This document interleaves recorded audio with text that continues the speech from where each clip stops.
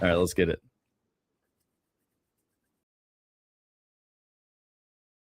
What's up, gang? Yo. So we're getting fucking ads on SoundCloud now? That's crazy. I guess LFQ gang. What's up, LFQ gang? Streak 25. Yo. Dude, we're doing good, man. How are you? Did you have a good weekend? And are you on your week of vacation now? I remember you saying you had like a vacation time coming up. I feel like I may have already passed, but maybe I'm misremembering. I was thinking it's this week or next week. I'm on my time off. Yeah. See? There you go. I may not necessarily respond to every message, but you know, it goes in. It all makes it in there somewhere. Yep, Yeah, exactly. yeah. 3 weeks. That's crazy, dude. That's sick. Summer vacation, bro. Are you gonna get up to anything interesting, or like? I mean, also chilling at home is interesting to me. So, I'd probably be doing that for 3 weeks and not going anywhere. I'm pretty sure. Yeah, I think next week my wife also took the whole week off. So, yeah, it's chilling time. She's just gonna stay at home and do nothing. Yeah, I don't think we don't necessarily have any plans. We're gonna go like look at dogs next weekend, not this weekend, but the following. But yeah, I don't know. I want to go camping, but I feel like it would be fucking miserable right now. Oh yeah. Also, if you want to use the pool, I kind of do want to use the pool at some point. Yeah. Anytime. Next week would be great. Are you gonna go with me? Yeah, of course, dude. Fuck yeah, let's do that. It'd be great. Yeah, next week. If it stays this hot, yeah, I'm coming over. Yeah, do it. Whenever you want. I think it's open until 8 or something like that. Okay. Obviously we gotta be aware that there's kids and they can be annoying, but other than that, it's fine. I don't have any plans. I was a lifeguard for like 10 years. I know how it is. Yeah. Just gotta watch out for the weirdos in the pool. Boom! Boom lives. Boom. Bro, we were like, how is Boom? Is Boom okay? And of course, Boom is here. So good to see you, Boom. Here, enjoy these Beppis, Boom. I don't know what else to reward you with when you come through. We were talking about how you're too hardcore for us yesterday, Boom. All your crazy VTuber modeling and stuff, and how none of us could even begin to fathom how you do it or think that it looks fun at all, but you're really good at it. Yeah, we were jaw-jacking about hard surface versus organic modeling. And, Tony and Turning Cog were like, how the fuck does Boom do this crazy complicated organic modeling? Like that's like the character models we do. So yeah. And I agree, having gone to school for 2D, 3D animation, hard surface is definitely like it's easier, but I don't know. I know character modelers that think that's easier than hard surface modeling because there's no room for like creative interpretation in a hard surface model. You have to be like pretty fucking accurate to reality to make a good hard surface model. So I don't know. What's your secret, Boom? One game of Apex Legends? I was talking to Cog about materials too, and he was saying that like he thought in some ways that if you aimed for like kind of like more of a PBR style, that could be easier in some ways than like trying to go stylized, because you can kind of just follow like the laws of nature and try to kind of like match reality as best you can, and that's like all you're really trying to do. Whereas with like stylization, you're trying to like make everything look cohesive and kind of change everything to look a specific way. I thought that was interesting. I hadn't really thought about it that way before. The secret is there's more than one secret. That's crazy. That's crazy. There's layers to the Boom onion. Well, let's talk about some stuff here. I'm just gonna keep this one light because I thought it was a little weird. There's a survey. New survey claims 100% of Japanese online game developers use generative AI tools. I don't know what an online game developer is. So that's what made me like interested in reading this article. Can you send me that link? Yeah, of course. Sorry, this is a new story today on VGC. So this survey was conducted by Japan Online Game Association, JOGA. They conduct surveys with online game developers since 2004, published their 22nd annual report. JOGA Online Game Market Research Report. So I'm guessing this is... Yeah, okay. Here we go. Here's the definition. This report relates only to domestic in Japan games that are played via the internet regardless of device. So it's an online-only game. Yo, LFQ, thank you for the resub, dude. Thank you. 19-month streak. Holy shit, that's we'll give you a big boom for that. Yeah. Whatever you want, LFQ. You tell us. LFQ's like, nothing. I don't want anything. The company is nice. Okay. Let's see. It doesn't include console or PC games. What? Okay. This is very confusing. Dude, this really reads like they surveyed a bunch of vibe coders and asked them if they use AI, and they all said yes. And then that's what I'm like. What the fuck is this article? The very specific statement of online game developers. So I got baited into this because obviously the prevailing narrative is AI bad, you know, and so that's why they would say this. It'd be like 100% of Japanese online game developers use AI. Oh, AI bad. Japan's bad too. It's not just Western developers. Like, are you audible? What do you mean? And it also says 94% use Google Gemini. Yeah. So these results were from Gemini. How many people did they survey? Like 3? Bro, I don't know. Other popular responses were Claude and GitHub Copilot. So Claude was 84%. Nobody uses GitHub Copilot. 76% apparently use GitHub Copilot. They had to literally ask 10 people. Yeah. But also, of the 10 people they asked, 94% of them used Gemini, 84% used Claude, and 76% used GitHub Copilot, which means that at least 76% used like all 3 or some shit like that.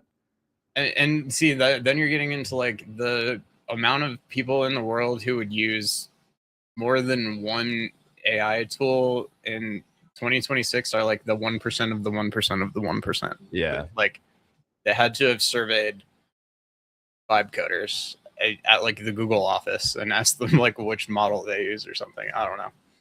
Boom said plot twist, the article is AI generated. Very real. The sure article is 100% AI generated. We don't even have to guess. Like that is true. Yes. So Unc, what did you mean by am I audible? I mean, like this might be an English thing. Audible means can you be listened to, or like can we hear you? And then you said, wait, I'm gonna tell who uses what. Yeah, definitely. If you want to chime in on the AI conversation, let us know who uses what. Okay, so when asked which tasks each company generally delegated to generative AI tools, the most common responses were analyzing user preferences and predicting user behavior. That's bad. That's like not what you should be using it for at all. Holy shit, that's crazy. As well as the companies making games, the survey also questioned a number of users who played them. They too were asked about the use of generative AI in making the games they play. According to the survey, a number of respondents said they were concerned that games infringing on copyright were more likely to appear in the future, and that it seemed likely all games in the future would be similar to each other. While the survey only focuses on online games, the use of generative AI. Okay, so this makes me think that online games, by their definition, is like a mobile game only, because it said it didn't include PCs or consoles. So I don't know what an online only game that isn't console or PC. Like, this is really weird. I want to find the source of this. Like that's what I'm trying to figure out. Is like I want to know how this worked. And like, so the source is Famitsu, which is like, well, there's this like a yoga report thing. That's what I want to read. Like, where is the actual report? I see. Yeah. I mean, honestly, the report's probably in Japanese, but you can look for it. You want to look for Japan Online Game Association, JOGA. Yeah, it's all in Japanese. Details here. Okay. Oh, translate. Okay. All right. Unc says, see Google search bar question typers. Use Gemini by default unknowingly. See, it's going to be something like that. Exactly. Autocode completion versus coders use GitHub Copilot unknowingly. Claude is pay to win in any code editor. That's so funny. It's like if you use Google search, you use Gemini, so you have to check the box or something. Like, and then calling that generative too is the craziest part. It's not. So like this is my problem with these like fucking market research studies, guys. They make this the headline or the one talking point that comes out of this always causes outrage, and it's always misinformation. It's like the most frustrating shit ever. You forgot it was Wednesday? Bro, you must be having a good time, Brightside. How you doing? Similar to being the most used search engine? Yeah, exactly. You have to buy this? The Joga report, you have to buy it? 33,000 yen is like $330? Yeah. Crazy. It's not Versus Code, it's Visual Studio. Oh, I got you. VS Code. Yeah, well, VS you Code. responded to that, but what did you mean by Audible, bro? I want to make sure I understand you. I didn't know what you meant when you said, am I audible? Let's see. When asked which tasks delegated, the most common response was analysis. Question players. Players were like, yeah, this is bad. And then the article continues to say, well, the survey only focuses on online games. The use of generative AI among console and PC game devs has also been increasing. And then the rest of this article, I would say like half of this article is just about how AI bad. Yeah, well, and I keep trying to look into this, and like I'm just finding like the same article written by every publication, and none of them cite a source or anything. They just all say like this report says this, and it's like the same picture. And yeah. Oh, here we go. They do clarify. They're talking about mobile games. Google Cloud's global director for games, Jack Busser, claimed that practically every major game studio uses AI now. He told mobilegamer.biz that Google's own tools like Gemini and Nano Banana Pro are used by some studios to remove the drudgery and repetitive low-value work. Many studios use them. That while many studios use them, the fact that AI is a divisive topic means they keep quiet about it. Yeah, I think the whole point of this article is them trying to be like, oh man, I know you guys hate AI, but like everybody's using AI, guys. Get mad at everyone. Yep. I think that's what VGC is going for with this one. It's just such an insane headline that like it's an easy one for them to just go like, yeah, we should definitely post that. Unc, I need you to answer my question. Hello, am I audible? What did you mean? I need you to clarify your meaning there, because I don't know what you meant. And don't worry about finding an article. We got it all. You're a good reader. That's great. I'm glad you're a good reader. Everyone should read more.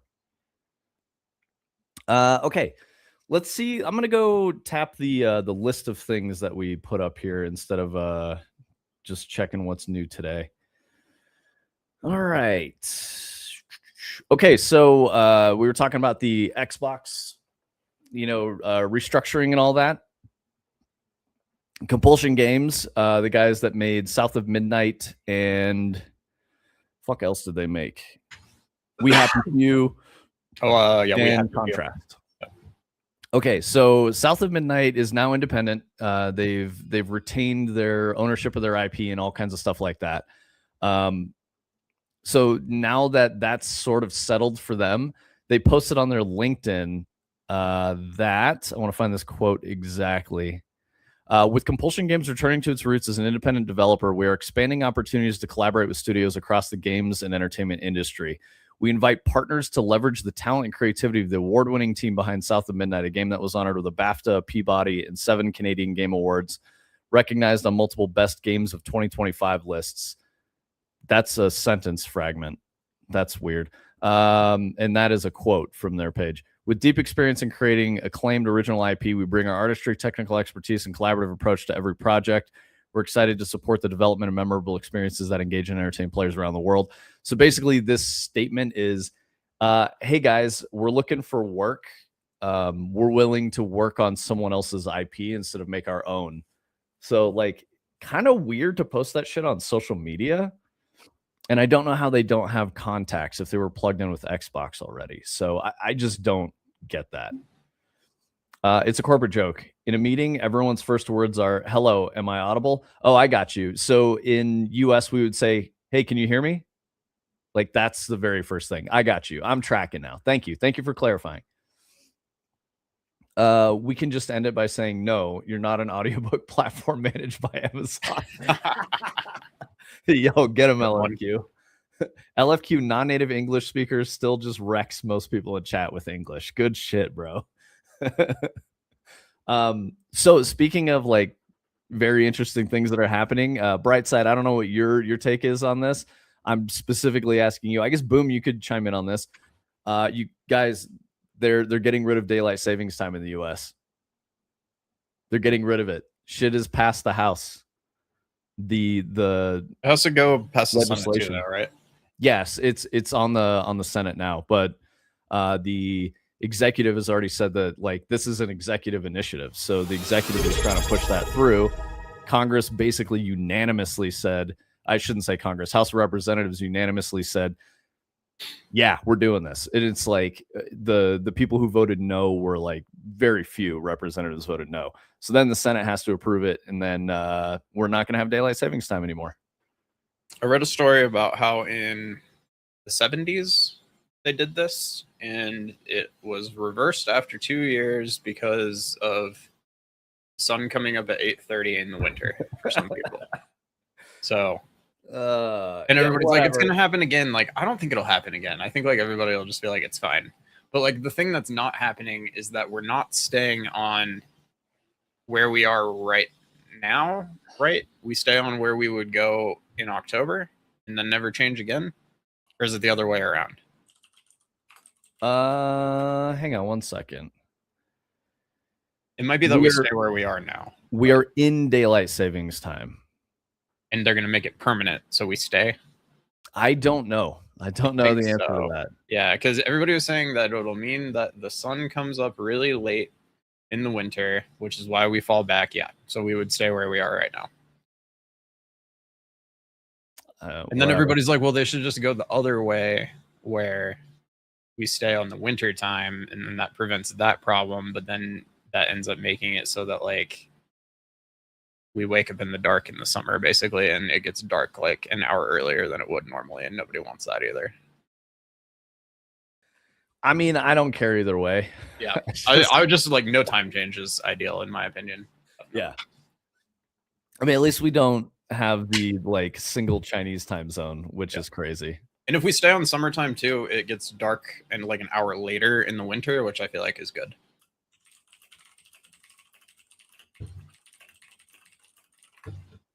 Let's see. I agree with you, LFQ, because it's really hard to like I work with a lot of Europeans, and your daylight savings and our daylight savings never happen at the same time, and it's usually about a month apart. So there's always a month where like all of my meetings get moved an hour in some direction, and it's hard for everybody to keep track of it, and then it like goes back to normal, and that happens again. So yes, Unc. Yes, there's still a 24-hour day. That doesn't change. If people want sun in the summer, they can just move north of the northern polar circle. Yeah, exactly, dude. So apparently before 1949, China had 5 time zones.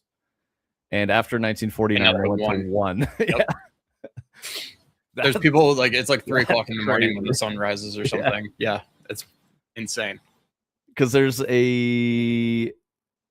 according to like the international standard for time zone segregation or whatever, it would be 4 zones. So there would be like a 4-hour difference between, you know, the westmost and the easternmost, or I guess a 3-hour difference. So it'd be similar to the United States in that, which is kind of crazy to think of, because like if you're on Pacific time zone, it's 3. Yeah, it's 3 on the East Coast. 3 p.m. at like noon. Yeah, exactly. Yep. There's a 4-hour span across the United States, right? Yeah. Yeah, and in China, they just want all of the businesses and everybody to start and end at the same time, just across the entire country. So if like somebody needs to call somebody, they're going to be there, and it's all, of course, on Beijing time. Oh, Unc. So Unc says India is the best. Nobody cares about anything that doesn't make money. Well, here's the thing. Daylight savings time in the United States is definitely rooted in can we make more money? Yes. That's the whole point. It's That's all why about they do farming. it. Yep. Yeah. Give us China, we're going to work for 18 hours. Yeah, this isn't necessarily about the workday. This is just like I don't know. It doesn't make a lot of sense. There was justification for it. I thought it was about using like different- kids going to school, but they needed to work on the farm, and so it like gave them like an hour to work on the farm before they went to school or something like that. That's the modern one. The World War II one was about like conserving energy for the war effort. It's been always a justified reason. multiple Yeah. times. Okay. Yeah. Yep. And so it's just I think it's more like why do we still do this? Like it doesn't make sense in like a always online type of world that we live in now. Like it doesn't fucking matter. It just is What's up, way babe? How more you doing? painful in modern life for whatever reason, you know? Yeah, I think I'd categorize it as like a mild annoyance, but I barely remember noticing it for like a lot of my life, and I just feel like the last few years it's just been like super disruptive for whatever reason. I don't know. yeah, there you go, Unc. That's what I was saying. Originally championed during the World Wars. I'm assuming World War II is where it like was really popular. Conserve fuel by reducing the need for artificial lighting. Interesting. Because I mean, did we have like yeah, I guess we had electrification broadly. By the 20s or so, right? Broadly adopted in the USA. Yeah, 1920s. Okay, so yeah, you could surmise that daylight savings probably wouldn't have been important or necessary during World War One because that was before 1920. And then 20 years later, World War II started. So I think World War One ended in 1919, something like that, or like late 1918, something like that. Yeah. Add them to the statistics. This is what I found on Gemini. Oops, Google. Nah, you're good, dude. Okay, let's get rid of that. Get rid of that. Okay. Okay, so is this compulsion? Yeah, compulsion games did like an open call to be like, hey, we want to work with other people now. So the way this reads to me, and I'm saying like inference, reading in between the lines, is that I've worked for smaller studios as well that are like third party support studios. And then what that means is that a studio will start building a game. They'll get, enough funding to build their game, but they can't staff up fast enough to meet the contractual obligations of when they're going to ship the product. So typically they will farm out some of the work like animations, character models, QA to a third-party shop. And what I mean by that is there's a smaller studio that doesn't necessarily own its own IP, but they'll sign on to help build another IP. So it sounds like that's what Compulsion Games is sort of saying out loud on the internet instead of like trying to have conversations with business leaders behind closed doors, which is normally what happens, and then they negotiate a contract to work on something. It's very strange to me. It seems a bit virtue signally to me to be like, hey guys, don't forget about us. Look how amazing we are with all of our awards. I personally don't understand why they won awards. I don't get it. I don't think, South of Midnight has super compelling gameplay. It looks like you press the same button 5 times, you do a combo, you're winning. So it doesn't look super deep. You just realized Wallfacer is Tony? Damn, bro. Unk, you're fried, man. Says it right under my name there. Yeah, it does. Let's see. Am I in the 95th percent? You might be. Yeah, I think Tony's right. You're in the super 100%. What's up, Gil? How you doing? Gil, did you figure stuff out with sorry, I can't remember the name of your game. I want to say like Blast Zone or something, but that's not it. Maybe there's no studios that want their help and posting on the internet can get random people to root for them. Exactly. That's what I'm trying to say, LFQ. Thank you. That's exactly what I'm trying to say. It seems like a weird way to do it because typically like that's not like a public statement. You just you sort your deal out with Microsoft. through the negotiations, you'll likely meet other business leaders and other people who are in the room when you're having these conversations, because they're not necessarily going to be one-on-ones. Then you have a sidebar conversation. You start talking about maybe working together. You go to an event with the industry, meet some people, have conversations. Like, that's how it goes. It's not like you post on Twitter, "Hey guys, I'm looking for work," and then like people hit you up. Like, that's weird. That's not normal. Who looks at the screen? I only come here to learn typing. Okay. Gil says, "Yeah, I'm proceeding through. Got to keep the momentum." Nice, dude. Good luck. Yeah, how you doing, Vib? It's been a minute. Let's see. Okay, so that's my little note here on compulsion. It makes me wonder. I mean, I was just sitting here thinking about, like, so if you are a business and you want to make money and sell your quote unquote products, like sometimes you have to do marketing and sales. You have to put in some legwork to make some deals and create some connections and stuff like that. And this was a big headline, so this is marketing for them. This is like them trying to make sales, basically, to make money for their studio to stay alive. I kind of came around to, I wonder if they paid for these articles, or if these were actually done by these journalistic enterprises to help these guys out, or just because they like needed content. Like, I always wonder about stuff like that, because I could kind of see like legitimately either one being real. Yep. I think it's probably a mix of both. I mean, that's usually where the truth is. Maybe they paid for one and then all the other vultures scraped it up because they need content. Like, who knows? Or through the course of reviews that were done by VGC, they have a friend and they would be like, "Yo, fucking, who wrote this?" Be like, "Yo, Chris, can you just give us a bump on your page to say that we need this?" And I could see these, gaming journalism outlets, having some sympathy for where the industry is right now, and writing these articles and not necessarily asking for money. And again, it is kind of beneficial to VGC or whoever publishes these things, because they need content too, and they got to keep pushing the slop out regardless. So they will get clicks on that, and it it's definitely good for them. It almost makes you hope it went that way, right? But like, who knows? I mean, like I was saying, when I did the Game Informer interview about the Whisper, like, we filled out all of the interview questions with answers and then sent them to a journalist who turned that into an article. He didn't send us questions. So Tony, I'm going to talk about Dying Light. You want to talk about that? That they're not doing Dying Light on the old gen systems. Yeah, PS4 and Xbox One, because you've been playing Dying Light. I have been playing Dying Light. I think the Dying Light that they're talking about is a more recent one than the one I've been playing, but yeah, this is like number 4 or number 5 or something like that. Looking for that link here. Here it is.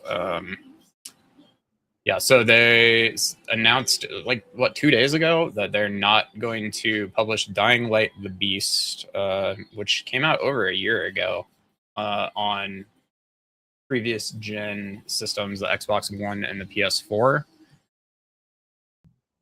Yeah, I don't know. I just thought this was weird. This game, again, came out on PS5 and Xbox Series and PC 10 months ago, and I think did pretty well comparatively.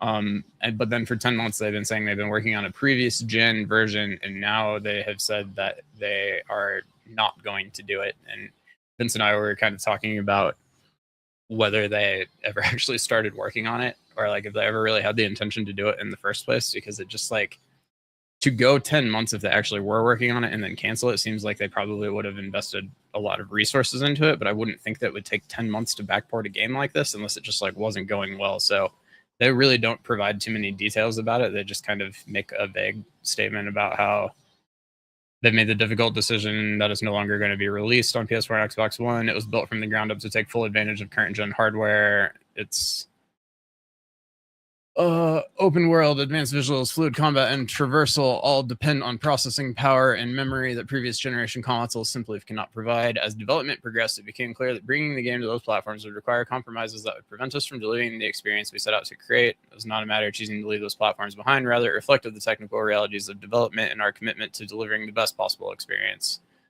So, I mean, it is kind of worded like they've been trying to make it happen, but like, man, for 10 months, that's crazy. Like, Well, let me say this. It was probably longer than 10 months. Typically, when you have probably to like the release whole development cycle. Yeah. yes, exactly. So Yeah. my assumption on this is that it took an extra 10 months because the publisher platforms, someone who made a business deal somewhere, they had said this has to be on, previous gen consoles as well. And the studio was like, we can't do that. And they're like, you have funding to do it, keep trying. And the funding probably finally got to the point where they were like, we're not giving you any more money to do this. And they're like, we fucking told you. And that's the end of it. That would be my assumption as to how it would go behind the scenes.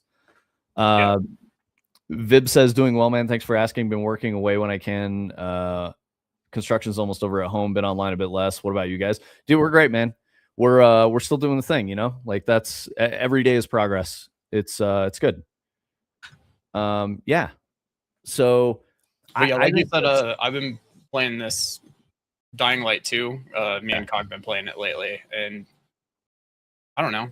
I've talked to you about it a lot. Like, it's such a weird video game. Like, I've been calling it the most AAA video game of all time because yeah.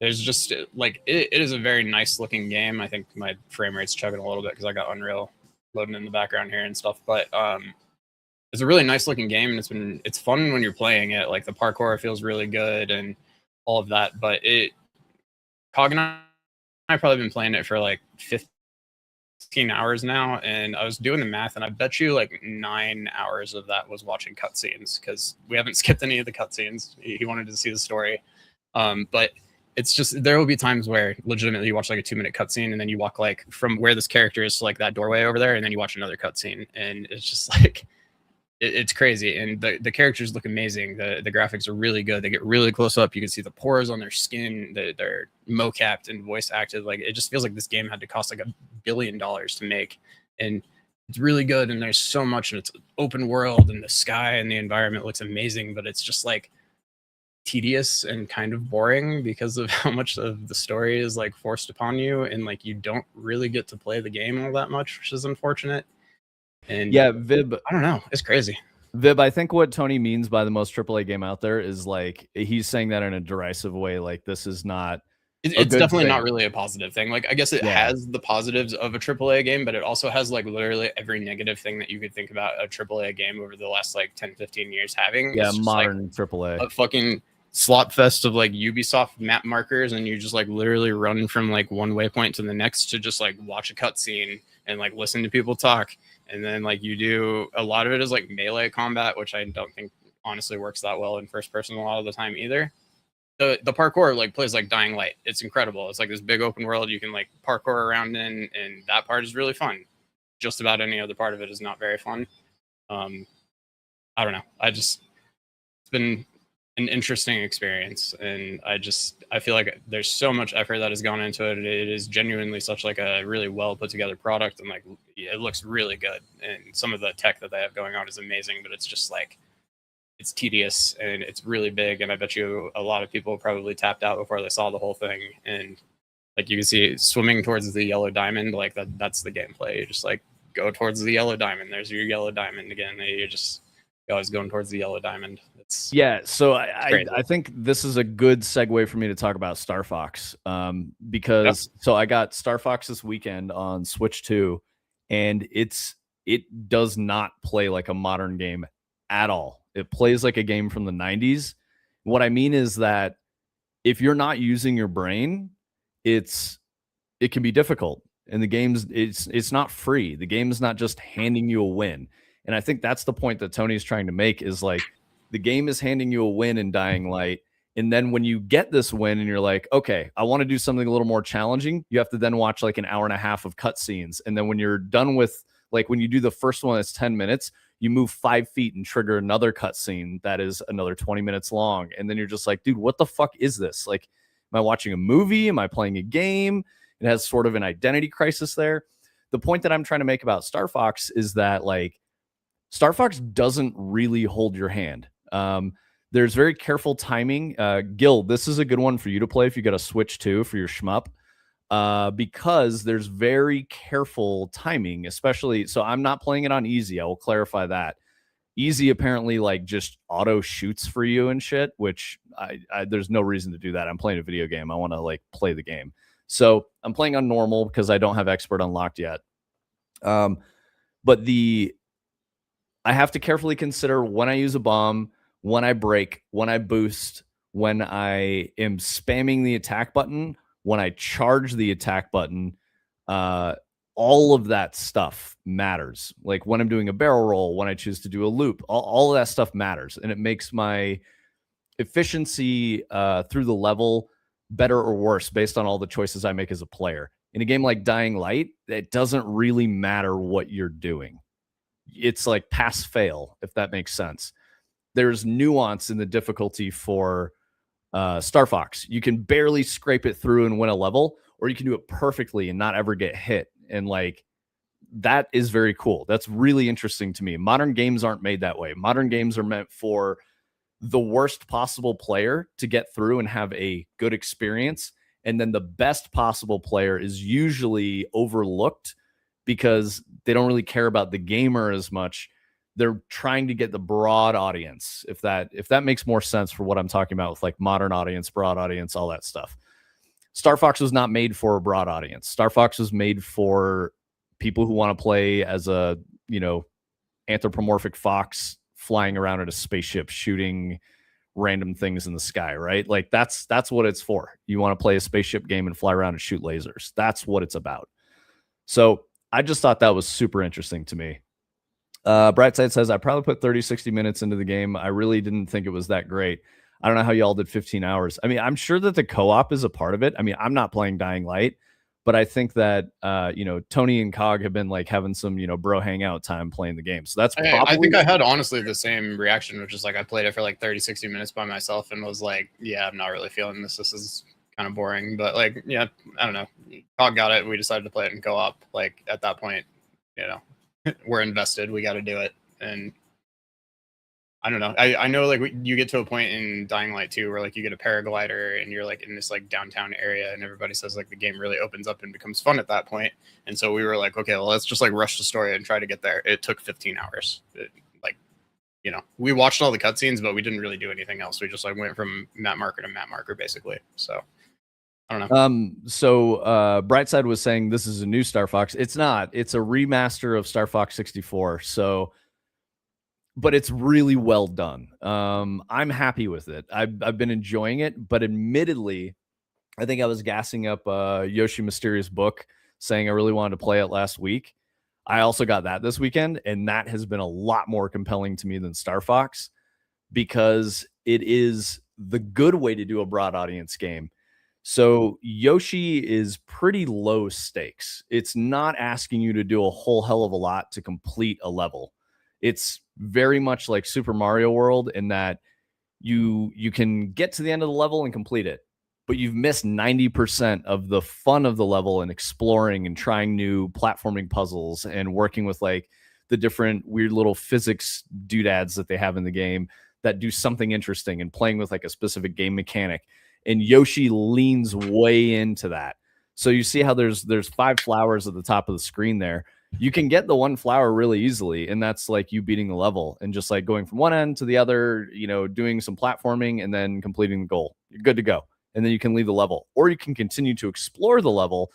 And then the better you are as a player with using the mechanics in each level, interacting with the enemies. And there's so many wacky mechanics. It's like super, super creative, very interesting. The more you engage with those systems, the more secrets you unlock just by playing well and having a good time with the game. So I think this game is, a masterclass in game design for letting a player who's like maybe new to video games or, like a 7-year-old or an 8-year-old kid to an older person who has a little more skill with the video game can also enjoy this at a different level in a different way than like a newer, less gamer type of a gamer will. So if you guys like Yoshi games and you like Mario stuff and you like Nintendo, this game is really good. So I'm very, very into it. It has a very cute, endearing, art style. It's super cool. I like it a lot. So Mysterious Book is doing a lot for me. It's very fun. Google the player models are high fidelity. Yeah. So Brightside, that was like one of the points of criticism. So we read the VGC review of Star Fox, and one of the things that irked me about it is that the editor in chief at VGC wrote the review, and he was saying like, "This is awesome. It reminds me of when I was a kid and I played this game, and like that's super cool." However, it lacks some of the conveniences of modern games where like I can't tell if I'm doing damage. I have like that actually pissed me off because at no point when I was playing the game was it unclear if I was doing damage. When you shoot a spot that does no damage, there's an audio cue that is completely different. It sounds like your shots are ricocheting. When you hit the good spot, the audio cue changes. You can see a bit of a flash on the enemy. The enemy reacts to being hit in that spot. And there's a fucking health bar on the left-hand side of the screen that shows you you're doing damage to it. And this guy like went on for 2 paragraphs about how he's missing all of that. And he couldn't tell if he was hitting things. And I'm like, play the fucking game, guy. And he was probably playing it on easy. Like that would be my assumption, is he was playing it on easy, cranking through, doing his games journalist thing. But anyway, Star Fox on Switch 2 is very good. If you liked Star Fox 64, or if you didn't play it when you were younger, very worth playing that now. It has a lot of other stuff that expands on the core awesomeness of Star Fox 64. There's challenge modes and all kinds of other things you can do in addition to the branching storyline. It was very cool. So I highly recommend that. I've been playing Octopath Traveler 2, Star Fox, and Yoshi Mysterious Book. Those have been my games lately. Let's see. If we're talking about AAA failing and making mistakes, I mean, we can just look at Marathon. We talked about Bungie like the last 2 weeks and how it's looking real grim for them. Marathon is now at like their peaks are under 7,000. The peak concurrency is like 6,000 players. That's really fucking bad. Like really bad. And this is on Steam, which is, 80% of their player base, according to that analytics firm that ran data on Marathon performance at the beginning of the year. Like their biggest peak was launch. Second biggest peak was the beginning of season 2 at 40K, which was half of what they got at launch, around 80K, 90K. And now the player base is half of, way less than half of that. So like it's just dropping. It's real bad. Destiny 2, by comparison, we had that performative month of gamers saying Destiny matters to us, make D3. They're at less than half of that now. So the big peak was 167,000 players June 8th. The peak now is 68,000. So they've lost half in 1 month. Like it's not good for the future of Bungie. This is very, very bad stuff. And, there are plenty of reasons why. Predatory MTX, where are all the gamers going? They're tired of playing shitty games, Boom. I think that's the problem. They're really tired of it. Japanese games are doing really well, which makes me think, and the reason Japanese games are doing well is because they don't make games the same way Western studios do. They're making a game that has a very specific design that is tried and true, and they focus on making that design faithful every time instead of trying to make some new spin on it to make more money. They rest on the laurels of the game being good first. And it's very critical to the process at a Japanese game studio to make the game good first.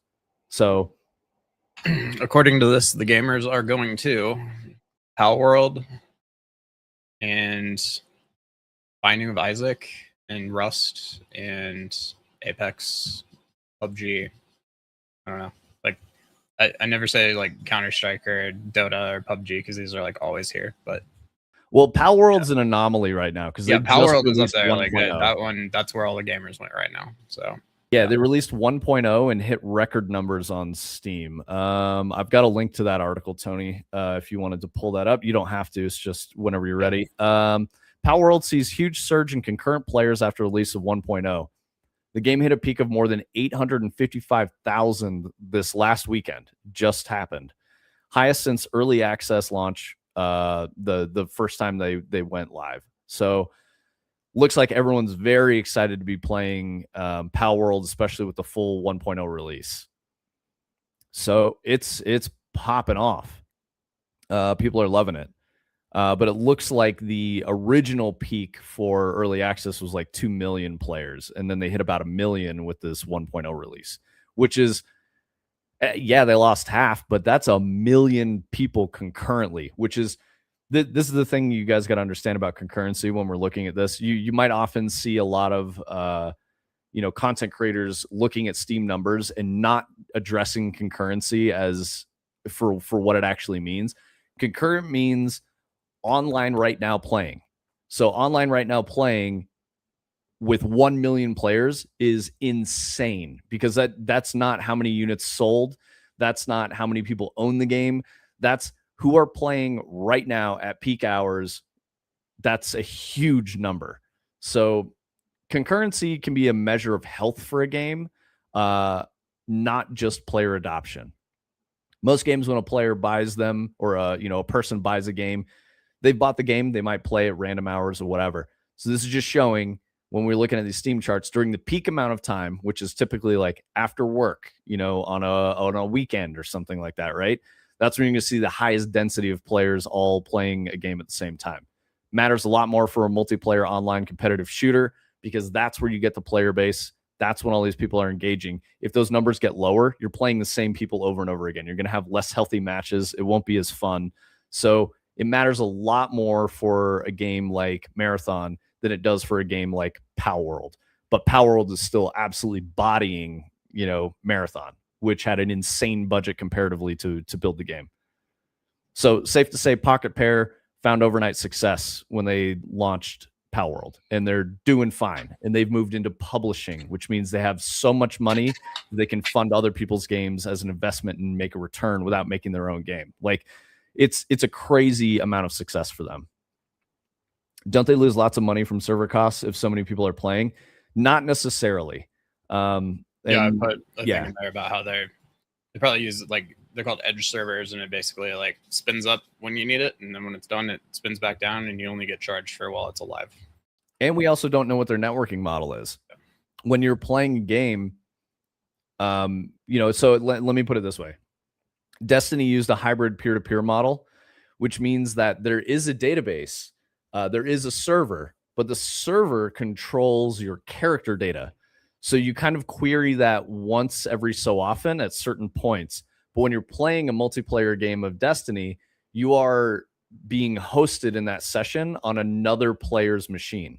So that's how that works. It's like a shared, host thing there. So that's where server costs don't go up. Yeah. So we have no idea how Pocket Pair is running their thing. I can make some guesses, but it's been it's been over a year since I've last played it. So I don't know if you like host a game and it saves your game world locally and people join on your connection, or if they have a dedicated server somewhere, right?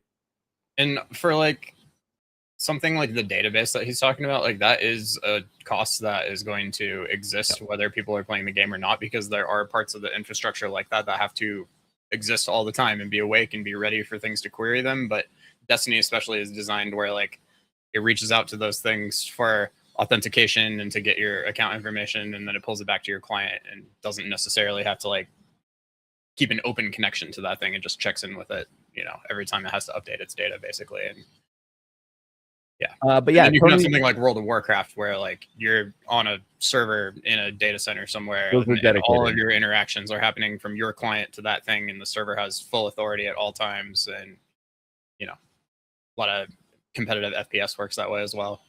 The WoW model of like client server networking stuff is very expensive. Very, very expensive. That one is going to be expensive if nobody's playing. Like you're still paying the same amount of money either way. So because those servers are geolocated. So like you go, I'm going to play WoW on US West. That means you're always connecting to the US West server. It doesn't move. You're not getting like a better connection, based on that. Does that make sense? For you guys to understand that part. So like when you pick the server that you're connecting to, that's a dedicated server architecture.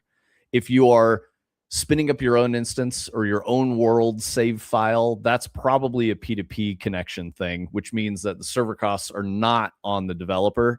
It's going to be the end user running their own local server instance to matchmake or whatever, right? Like, it's very complicated. There's a million ways to slice the networking problem, right? It's so hard to even find, like, I was trying to just pull up like some server costs for you guys here just to kind of show you like what we might be talking about. So like you can go on AWS and you can look at EC2, which is like their virtual machines.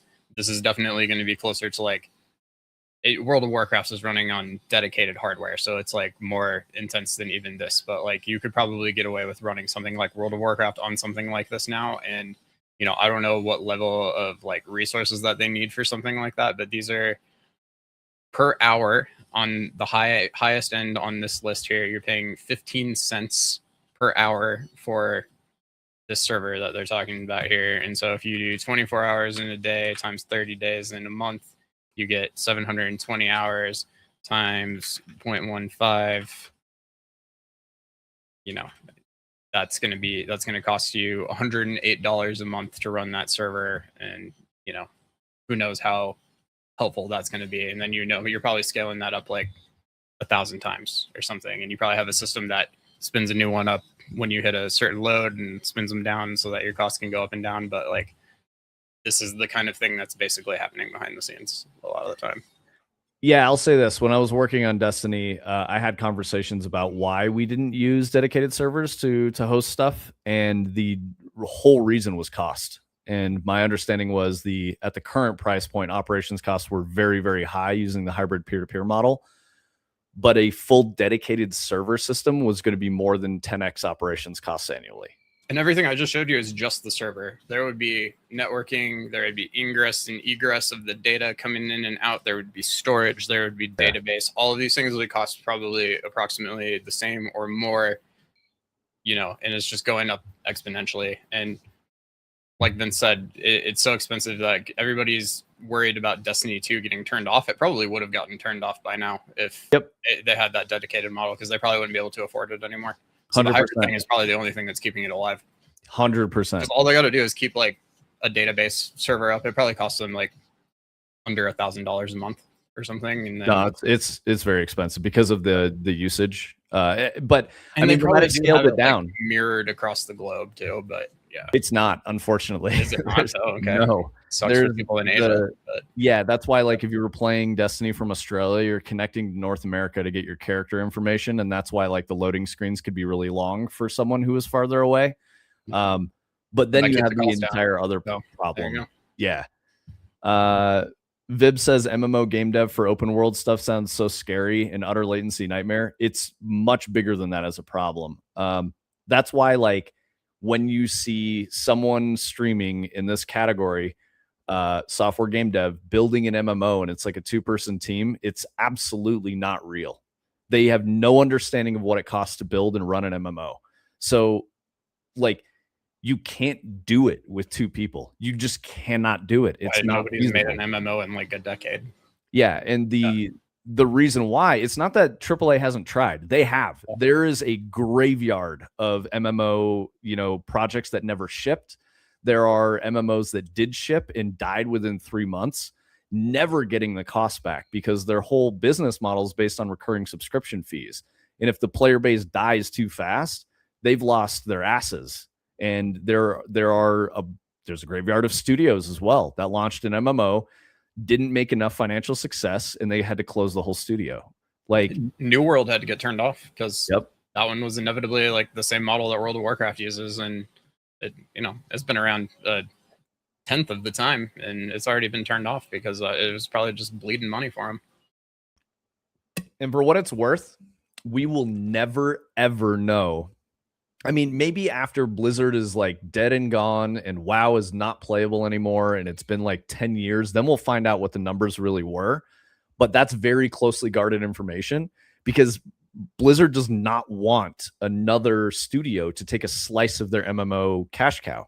So they're very closely guarding that information about performance and how they do all that stuff.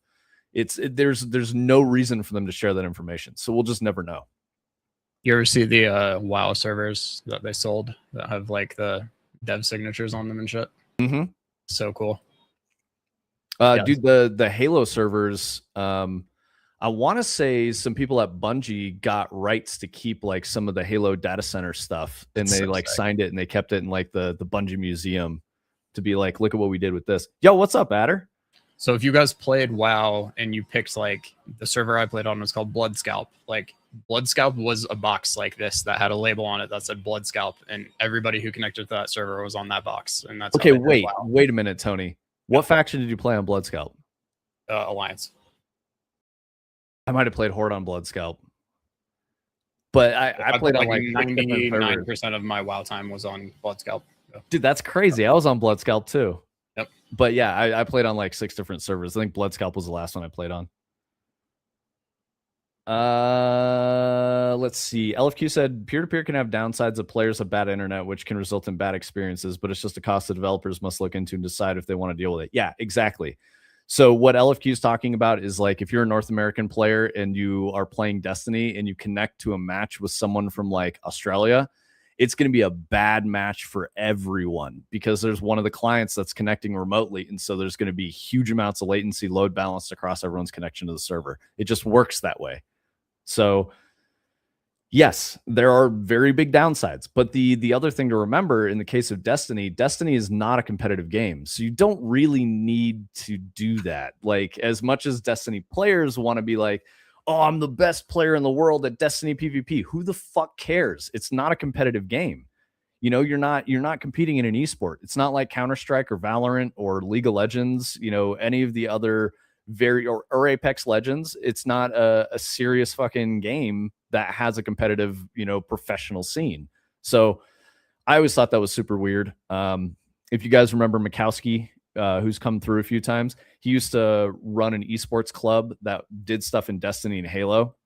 And I remember having conversations with him and his business partner being like, guys, don't do this in Destiny. It is not the kind of game that will ever support what you're looking for with an esports club. Just don't do it. And it was a bad choice for them. Really bad. The whole team fell apart. Then they got into Halo for a little bit, and there were a bunch of scandals, and the scandals just ruined the whole club. So it was over. Sounds like a total gamble. Yes, Vib. MMO is more than a gamble. I would say it's probably worse than like opening up a restaurant. You know, the margins are super fucking thin. You maybe get 3 years of success and then you have to close and open a new one if you want to keep making money. It's super crazy. You have to make new content constantly forever or it will die. Yep. Absolutely. I mean, that was a big problem with Destiny as well. Yep. That's why the content vault existed. It's because they were trying to cycle the content in there and squeeze more blood out of the stone. You know, it's often misinterpreted, but Justin Truman was sort of correct. You know, he was definitely correct in the messaging he was trying to supply about how you can't make stuff too cool for Destiny because then you set a benchmark you can never get past again. What he was trying to say is that when you have a live service game that runs for a decade, there's a massive amount of content debt you have to deal with. And you have to keep making the game interesting and compelling. That's why power creep is a problem. And when you give players too many cool and interesting tools, then the game becomes trivial and wacky. And that's the current state of Destiny 2. It's like Mario Kart. It doesn't really mean anything, and it's not hard to play at all. I think there's a space where a game can support both, but it's extra effort and compromises in core architecture. Yeah, exactly, Adder. I mean, that was the whole Destiny model for networking, was they were trying to do both because it was cheaper and it was somewhat reliable. Like the tech they had for it was really, really cool. For the most part, players didn't notice that there was a, you know, peer-to-peer networking solution. Sounds like a massive headache to get up and running well. Absolutely. It takes a lot of very smart, expensive people to build that.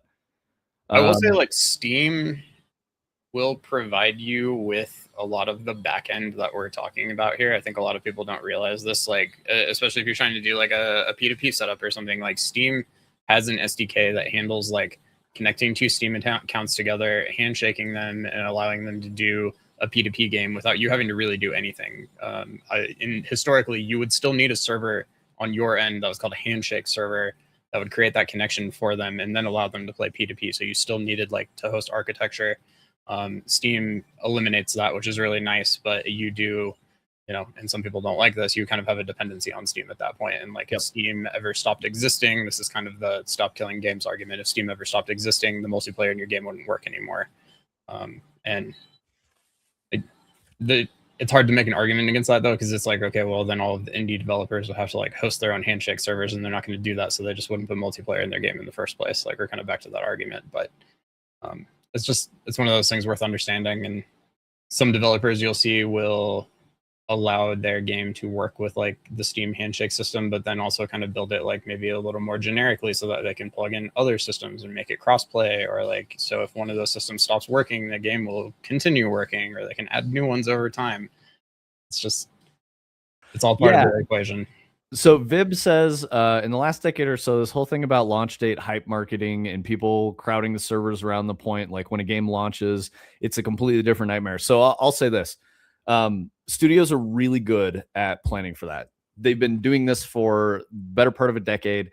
And the way the planning works, and you'll see this, is they go like alpha free weekend, so that you can come and play. That's a network load test. And so what they do for that is they're planning for launch to see what the interest is like. And they're purposefully introducing problems to test that during that time period, so that they're prepared if something is broken or has a problem. Or like turn the scaler off and like see how high it goes before it breaks and stuff like that. Yeah, totally. And like make sure the scaler even works. So you can cap user base at like 50,000. That's when you'll get like a queue for something that's really popular. The queue isn't going to be there on launch, because the queue is meant to not have the entire service go down. It's to keep it there for or prevent them from buying like 75 servers for one day. That's going to cost them like so much money. At a point, they just go like, people can wait. They're really good at planning for this stuff. And that's why, like, if you ever play in the early access weekend before a huge game goes live that's online, that's why it sucks that weekend, is because they're preparing for the actual launch weekend when everything has to be buttery smooth. The edge servers and auto scaling is like kind of a double-edged sword, because you can use it to like basically meet demand where it is and not necessarily have to like pay for things that you don't need. But like, it's also where people get into, you get hammered on launch weekend and you don't have it quite dialed in, and it just like spins up servers indefinitely until it can meet demand, and then you get like $1 million AWS bill and surprise in the mail. So and again, that's why a lot of the time there is a queue, because there doesn't necessarily have to be a queue, but if there isn't a queue, then the cost just keeps going up and up and up for them, and at a point it doesn't make sense to do anymore. So there's a lot of business and logistics and stuff that goes behind, especially running like an online game or a live service game or something like that I don't think almost anybody thinks about. Yeah, huge team of people that do that. Those were the guys I I hung out with mostly at Bungie, were like DevOps and like, game operations and stuff like that. A single player game doesn't, like, the developers of a single player game probably don't run like an actual tech company, but like a live service game, it probably doesn't honestly look that different from Spotify or Netflix or something at the end of the day. So LFQ says you can just look at Path of Exile 2. When the early access launch was coming, they had so many EA buy-ins. Yeah. So I think what Grinding Gear did well, LFQ, for the PoE 2 launch was they were like, oh shit, there's too many people. So instead of trying to do this like slapdash thing where they got extra server capacity and stuff like that, they were like, this is enough for us to still be successful. So let's throttle it and then slowly scale up. And that's what they chose to do. So there were wait times, but it was fine. It was totally fine. And they hit a good equilibrium point. PoE 2 still very successful. Grinding Gear's chilling. They made good money off of it. So yeah, I think they made good choices. Whereas if they did the thing Tony was saying to let everyone in, they could have like lost a lot of fucking money. Yep. You're a single player game, Turning Cog? Also, what's up, brother? Oh yeah, I remember one of my classmates from uni worked on AoE4 as systems lead, and I'd never seen him as nervous as he was before launch. Is that Age of Empires 4? What's AoE 4 in that context? Age of Empires 4 is what comes up when I search it. Yeah. Okay. Came out in 2021. Yes. Okay, cool. Yeah, and that's a completely different problem, because those are just multiplayer like competitive matches, right? So that's not even like you've logged it. Like PoE, you log in and you have to connect to other players in a social space and shit like that. So like it's constantly matchmaking you, which is Is Age of Empires It's a different P to problem. P? I have no idea. I never played 4. I like 2 the most. Yeah, it's not an MMO. Yeah, MMO is totally different. Huge problem. Okay, so we were talking about Pal World blowing up and doing really well. Let's see. I wanted to throw this one in there as well. It's Why did hosted on I? a server, but the game is simulated by the clients in lockstep networking. There you go. I don't know why I linked this one. Assassin's Creed Black Flag's resynced studio, Ubisoft Barcelona, went on strike to protest 51 staff being laid off. Why did I put this one in here? Probably just more layoffs. It's not just Microsoft. I feel like we were talking about something specific with this one, and I can't remember what it was. Yeah, I can't remember the talking point here. Well, fuck it, whatever. Oh, it was just people being upset that a studio released a AAA game that they've been working on for a long time and then laid a bunch of staff off, which is literally what happens every single time a AAA game gets released. And I don't understand why people are still surprised. That was what we were talking about. Yep. Yep. And there are people striking saying like, I don't understand the mentality. Like, we're entitled to a job. Like, that's not reality, guys. It's just not. Game did good, team gets layoff. I mean, that is literally the way it works. You can't just keep hiring. When they hired these people, they plan to lay them off when this game ships. Like, yeah. I think they're acting like they're being blindsided because maybe they were never made aware of that. But I don't know. Again, I just think like this is how it goes. I think people should maybe start expecting it if they're not already. Oh, you're totally right on that, LFQ. Yeah. Peer-to-peer for Age of Empires could absolutely open massive cheating. Yeah. That was fucking weird. And it's like, it's not even like it was a unique, new IP or anything. It was a remaster. Like, you need to throw bodies at that problem because most of the big issues are already solved with the game, and you just need to make things that, work for the launch. Like, what's your job going to be afterward? Like, we're not like advocating for like people getting fired, but it's just like, I don't know. I think it's something maybe people should try to get a little more clarification on upfront or ahead of time moving forward, because it seems like it's probably like a pretty big inevitability at this point. And if you're just going in and shutting your eyes and, ignoring the problem and just hoping everything works out okay, like probably not the right move. I don't know. Tony's ball machine busted. LFQ wants to it's been being weird. I don't know what the problem is. I did push a fix, so maybe it'll work now. Let's see. While you're looking at that, Adder, you might have some opinions on this. Obsidian director criticizes cold take artists spreading misinformation about the studio's legacy. Brandon Adler condemns those who crow about something with zero insight into how a game is made. So this is about the layoffs and Obsidian taking over Bethesda's work. And I guess this guy, Brandon Adler, decided to get on the internet and start yelling at people about stuff, which is pretty funny to me. So the one we were talking about with this is that one of the statements that he makes is it's the same thing that we heard from Bungie with Marathon. Basically, the claim is that a lot of the same people at Obsidian now are the ones who made New Vegas and KOTOR and all of the games that we love from Obsidian. And this guy says that he's tired of hearing like Obsidian isn't the same studio anymore that made New Vegas. They can't do it anymore. Bungie said the same thing. They're like, there's a bunch of people that still work here that made Halo and that made Destiny and that are working on Marathon because everybody said it's not the same Bungie anymore. And I don't know. I was telling Vince I'm kind of tired of hearing it because it's like whether that statement is true or not, I think the statement that everybody's making about it and how like they're not the same studio and they're not capable of making the same things is like based in the fact that they haven't made anything good since the things that they're talking about. In some people's view, I'm not really necessarily saying like Destiny and Marathon aren't good, but like I don't think any of Obsidian's games have performed very well, and I have very little interest in them, and I do like their old games. So I don't know. It just like it feels like kind of a disingenuous statement to be like, you guys got it wrong. And it's like, no, you guys got it wrong. You have not made well-performing games for a long time, and everybody's pointing that out, and you're saying like, oh, you don't get it. Like, no. And the important thing to know here is, while yes, there are people at Bungie who worked on Halo, I saw one of the devs hopping into that conversation on Twitter saying like this person, this person, this person, this person, this person. They named 5. There's probably 10. So of like 500 people who worked on the game. Yeah, of like 1,000-person team, they named 5 out of the 10. He's like, I could keep going, and I'm like, yeah, I know, but you're gonna run out real fast, dude. Like, the whole point is that I don't know why they're getting mad about it, because the people on the internet are right.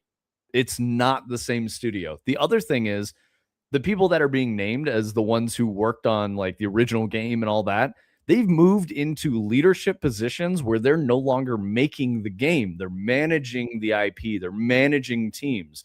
It's not the fucking same. They're not the guy on the ground floor making the thing that is cool that everyone likes. It's just not the same studio. And there are some studios that have been doing it for a long time, still making bangers, and we're not having this conversation about them. Like, I don't know. It's just like, it feels like kind of a disingenuous argument to make about your failure as a studio, in my opinion. But this is the other thing that irks me about Obsidian.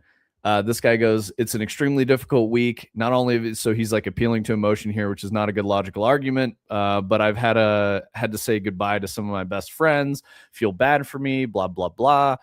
These people are great. They deserve jobs. I had to fire them. Like, what are you fucking talking about? Another difficult aspect is having to see a bunch of cold take artists coming out of the woodwork to talk about what Obsidian is or it isn't. And then he lists off the IPs here. The people in leader director roles are the same people that worked on games, literally making my point what you here, just said. Yep. that worked on games like Outer Worlds, Pillars of Eternity, and New Vegas. Like literally the same people. The through line from Knights of the Old Republic 2 to our current games is pretty clear. All right, so I want to say this. Outer Worlds and Pillars of Eternity did not perform well. Yeah.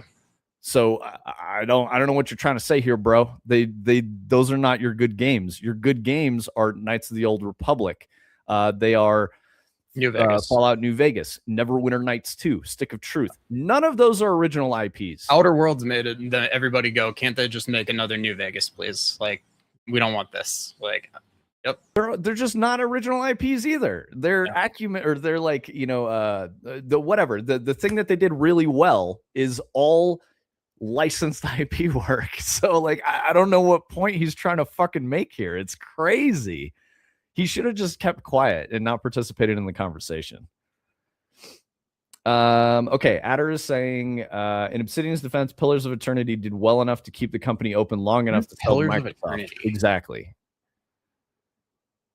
Unless it's a 2-person team, it's more likely going to be different than the OG team, and that's okay. Exactly. So, like, why even participate in the argument on the internet? It's such a waste of fucking time.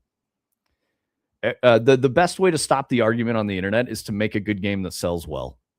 You're still going to get people mad at you for it, and they'll talk shit, and they'll be like, why couldn't you just do this 15 years ago, bro? Why couldn't you just do it 3 years ago? Why wasn't your last? Who cares? Just let them say that. They bought the game. That's all that matters. Bro's definitely going to get thrashed by Microsoft PR for arguing on the internet. 100%. That's what I'm trying to say. Yeah, he needs to not even engage. I don't want another Bethesda Fallout. They don't tell an interesting story and their tech is garbage. I mean, I hate Fallout, so, hate's probably too strong of a word. I just don't understand the appeal of Fallout. I've tried many times to enjoy Fallout and I just can't. I mean, historically, they'd be using Bethesda's tech to make Fallout, but I don't know if that would be true today, just because of like how long it's been since they've made a Fallout. Obsidian might use their own stuff. I mean, I'm pretty sure. Outer Worlds looks better than Fallout. I'll say that. Yeah. Or is it Outer Wilds? Worlds. God damn it! I always fuck those up because Outer Wilds is the one with like a crazy plot and like time and stuff like that. I tried to play it. I just never actually figured out what the big twist is that everybody talks about after like a long time. So I gave up. But Outer Worlds is like quirky Fallout space Bethesda. I didn't make it through the tutorial in Outer Worlds. I was like, I'm not playing this game. Turned it off. Yeah, I did not enjoy that game. I had to play it because I was interviewing there, and I was like, I don't want to fucking work on this.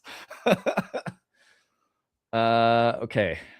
In Obsidian's, he's gonna get thrashed. They were good games. They're just a smaller studio than who they are in direct competition with for similar games. Well, a smaller studio doesn't necessarily matter as much, Turning Cog. It's the skill of the people on the team.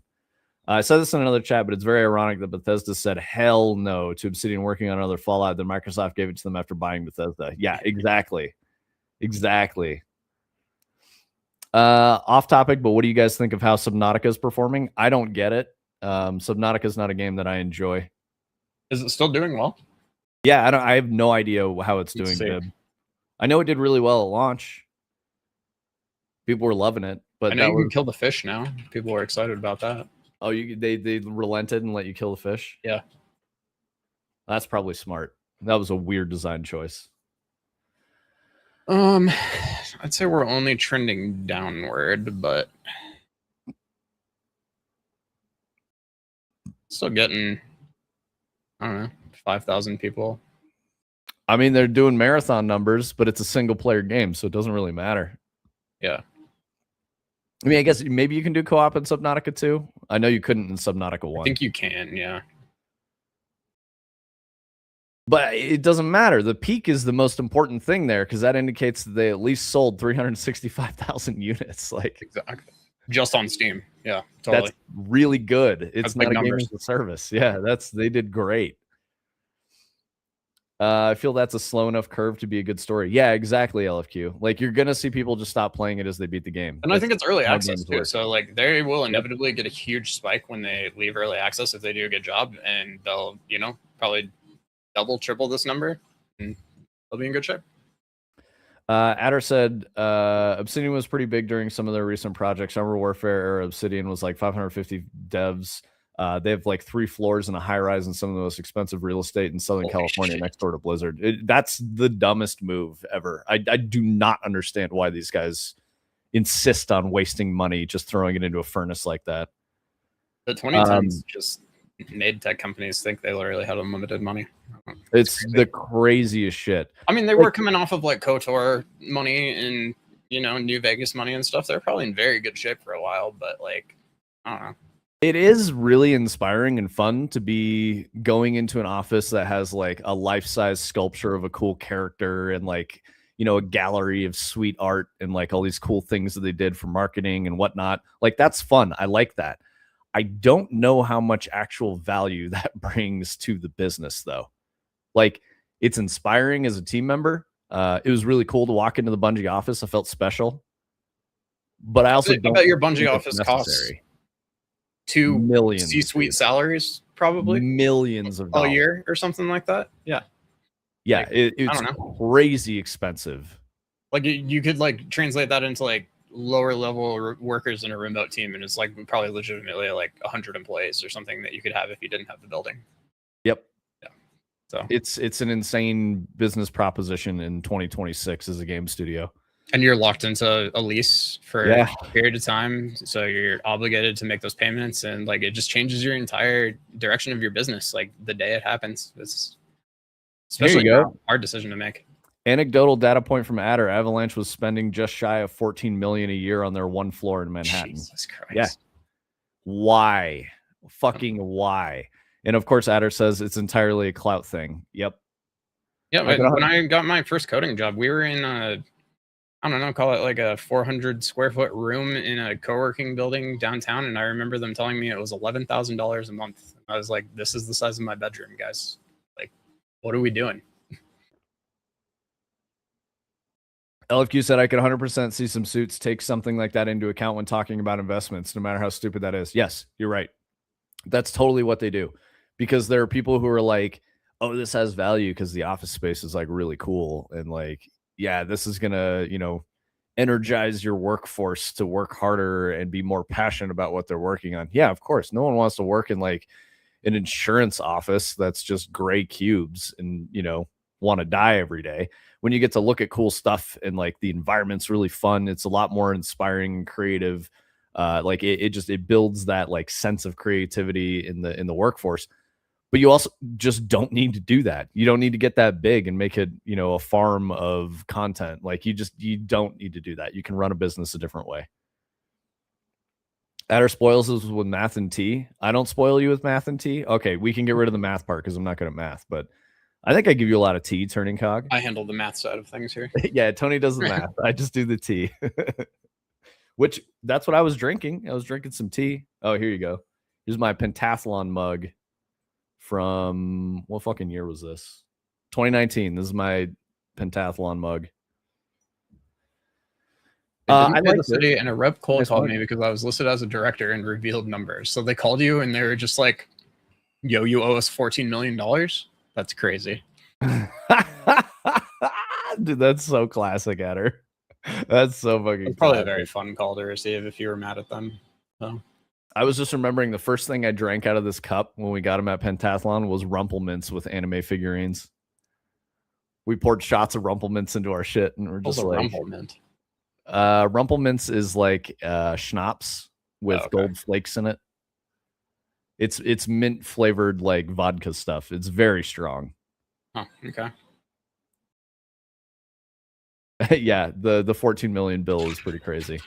Okay, so yeah, no worries. That's the fucking Obsidian guy talking shit on the internet, which is such a big mistake. So stupid. I mean, I say that I'm talking shit right now, but it's different than like a one directional tweet. Like you guys can come here and yell at me, like it's different. Tony, don't drink the Rumple Mints. Yeah, exactly. Hey, I'm trying to find X person about this bill regarding Y address for Avalanche Studios to send documentation to your email. Do you mind opening it up? We'll have you on the phone. Fucking bill collector, dude. Let's go, dude. Okay, so let's see what else I've got in here. Okay, so that was the Obsidian director. We talked about Dying Light. Turning Cog, you came too late for the Dying Light thing. I talked about South of Midnight with Compulsion Games doing like an open call. Assassin's Creed Black Flag crashing out. Pal World 1.0 release. Oh, this one's interesting. Okay. So apparently they've optioned a Far Cry TV series on FX, and it's starring Rob McElhenney, Lizzie Kaplan, and Steve Buscemi. What in the fuck is going on, man? What are we doing? This is so weird. Dude, it's so weird, man. Well, who's Rob McElhenney gonna play? Like, who's the other? Lizzie Kaplan. Who's Lizzie Kaplan? Oh, she's been in some shit. She kind of looks like a Zooey Deschanel, Katy Perry type of lady. She was in.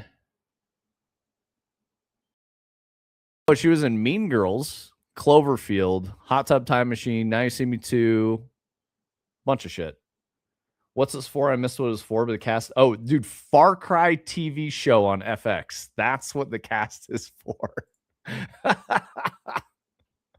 Steve Buscemi is Nathan Drake. Yo, I mean, they already did that one, Turning Cog. I think it was God, what's his name? Tom Holland on FX. Oh shit. Yeah, dude, that's really funny. And of course, Rob McElhenney's casted it because Always Sunny's like their most successful show ever.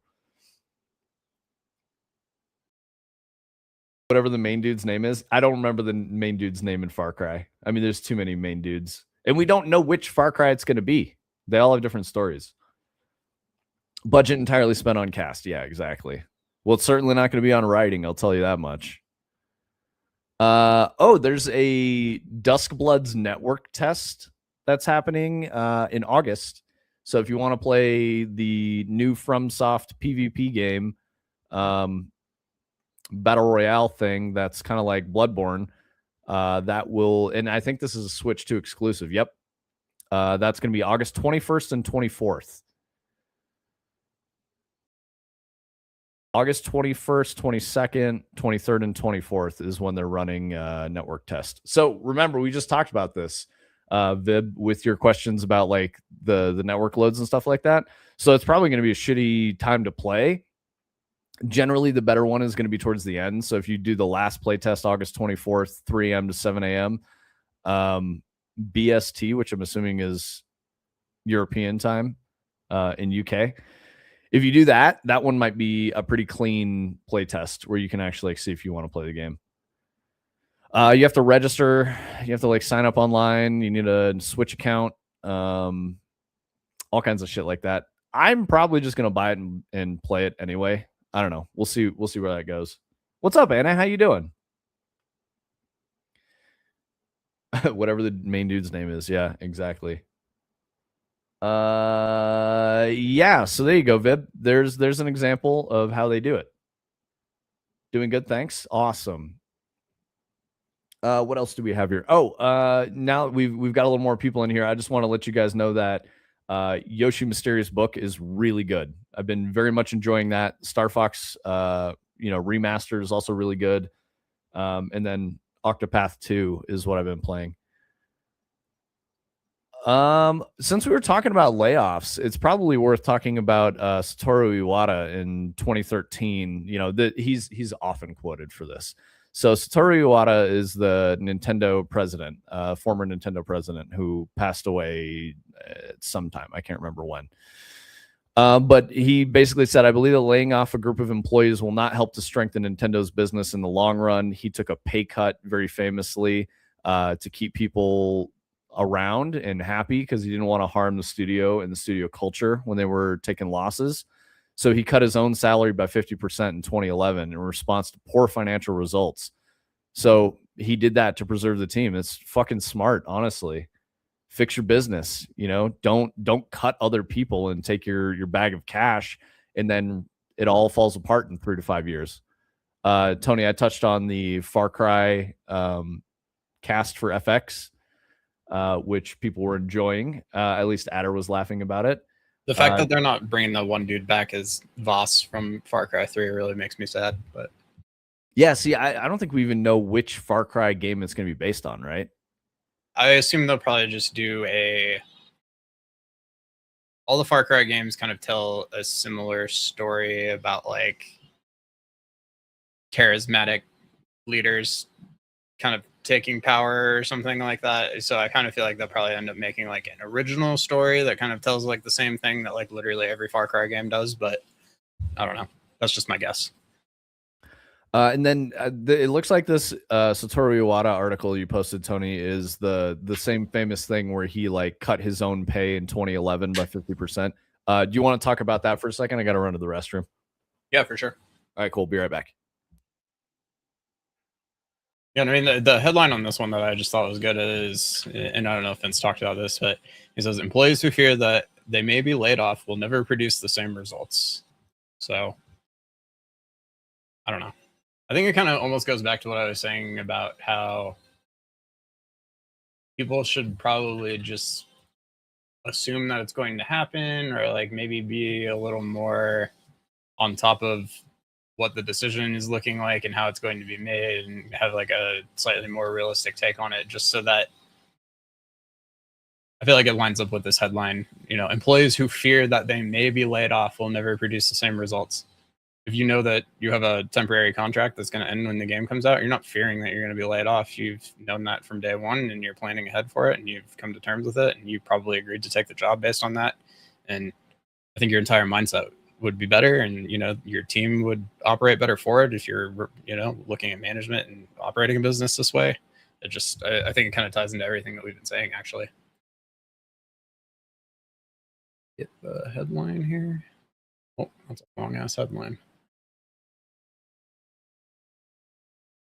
Yeah, but and like Vince said, famously, the Wii U did very poorly, and Iwata here took a pay cut so that nobody will lose their job over it.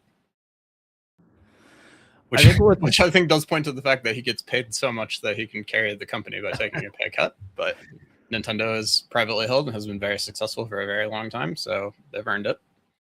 I think I've also said it a bunch of times on stream that Japanese game dev works very differently from the rest of the world, and I mean this is case in point. Like they don't function the same way. They do their own thing, for better or worse. There are years in which Western game dev was doing better. Western game dev is doing very poorly now compared to Japanese game dev, and Japanese game dev is winning because they choose to make good game first. Like that's it, period. They stick to their vision. They make a good game. There was a time when Western devs did that. I want to say probably like early 2000s. What we were talking about, like game of the year 2005, was fucking crazy. It's like God of War, Call of Duty, fucking, a Halo game. World of There's Warcraft. World of Warcraft. There was so much shit in 2005 from Western devs that were really good games. Look at 2026, and you've got some questionable games that are in the running for Game of the Year. Game of the Year 2005 was Resident Evil 4. And it was up Great. against God of War, Call of Duty 2, WoW, and Fear. So, what a year. I think 2004 is probably better. What were the contenders? Half-Life 2, Call of Duty 1, Prince of Persia: Sands of Time, and Wind Waker. And then also that year, Burnout 3, Grand Theft Auto San Andreas, Halo 2, Metal Gear Solid 3, Katamari Damacy, Ninja Gaiden on the Xbox. 2004 was probably the best year in gaming. Just so many good games, like all in one year. WoW was definitely out in 2004 too. I think it was like the very first release of WoW, maybe. But I wasn't going to say it, but bro definitely ate that 50% pay cut without issue, then reimbursed himself. Yeah, of course he did. Yeah, absolutely. Another piece of the puzzle that I'm understanding about Japanese game dev is that Japan has a robust system of protections legally for workers' rights. So I have a friend who's currently living in Japan and working as a game dev. And I think he's working for a Western studio, but he was going through some project and company strife recently. And I was worried about him losing his job. And he's like, nah, dude, they have to give me at a minimum like 30 or 60 days notice. If, even if this isn't going to work out, they've got to find some way to, keep me working on something because they can't just cut me loose. And I'm like, well, I mean, that's kind of cool, right? Like it's just very different culturally. So they run their businesses in a different way because of the legal protections they have. So I don't know. It's interesting.